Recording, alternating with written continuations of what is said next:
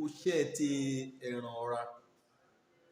Ní Gálátíà orí 5 ẹsẹ̀ 19 dé ẹsẹ̀ 22.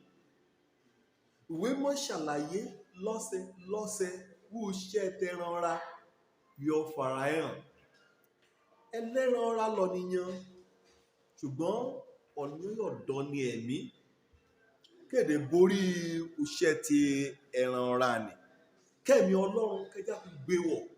Kẹ́rẹ̀ aṣògo nínú ìmísí ti ẹ̀mí Ọlọ́run alààyè. Iṣẹ́ ti ẹran ara, iṣẹ́ ẹ̀ṣẹ̀, iṣẹ́ òde bàjẹ́, iṣẹ́ kò jẹ́ pé eérú òfin Ọlọ́run Olódùmarè. Iṣẹ́ kò jẹ́ pé ó dojú tì ní. Dípò oore ọ̀fẹ́, ayọ̀ oore ọ̀fẹ́, ayọ̀kò nínú ayé ọ̀nìyàn. Iṣẹ́ kò lòdì sí ẹ̀mí Ọlọ́run. Kó bá rí kan nínú rẹ̀, kó jẹyọ nínú ayé rẹ̀. Wọ́n ló ṣe o láti tètè padà sí ẹsẹ̀ àgbélébú. Ṣé orí lọ́sẹ̀ àgbélébú ni? Ibẹ̀ ni Jésù ti yanjú kété ọ̀rọ̀ ẹ̀ṣẹ̀ bámúbámú, ó fagilé nínú ayé ọ̀nìyàn. Bí kẹ́yìn, bí ẹ̀ṣẹ̀, bí panṣágà, kí ni kan bẹ́ẹ̀ wọ́n bá bẹ́ẹ̀ lébẹ̀ nítorí pé wèrèkètè rẹ̀ lé àkọsílẹ̀ rẹ̀ èlòpin iṣẹ́ ti ẹran ara. Torí lójoojúmọ́ ẹran ara nì lè ṣẹ̀dá ẹ̀ṣẹ̀, á mú ẹ̀ṣẹ̀ titun, ayọ̀ ajáde nínú ògbólógbò ni. Òun wá rí pé oríṣiríṣi ẹ̀ṣẹ̀ ṣá wò ní gba ọmọ aráyé hàn lójú, ọgbà hàn lọ́kàn.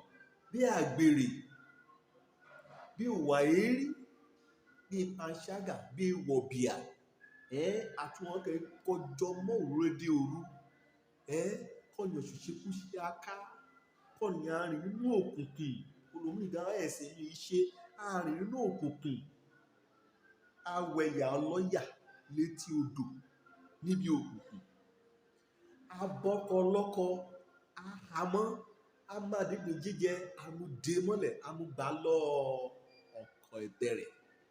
Bí owú jíjẹ, bí àjẹ́ ṣíṣe, bí ìkórìíra ọmọ nìkejì, ọ̀nìkan Ọlọ́run dábé tẹ̀rẹ̀, wàá já kó kórìíra rẹ̀, á dàbí yín, á dàbí ìgbẹ́ lójú rẹ̀. Bá àwọn gan wo ìpè tán, bí àdámọ̀, bí òpànìyàn, ẹ̀ṣẹ̀ bí tí wọ́n tán nínú kan, òun ní dá kété ayé láàmú, kò torílẹ̀-èdè rárú títí débi kò dé lónìí. Bí àsọ̀, bí òlára, àti bá a ní lọ, àti kété ìwà ipá, ìwà òpànìyàn, dígúnjálè, jàgídíjàgan, ọ̀tẹ̀ dídì, àti kété wọn ni. Òun ni Bíbélì kà sí iṣẹ́ ti ẹran ara.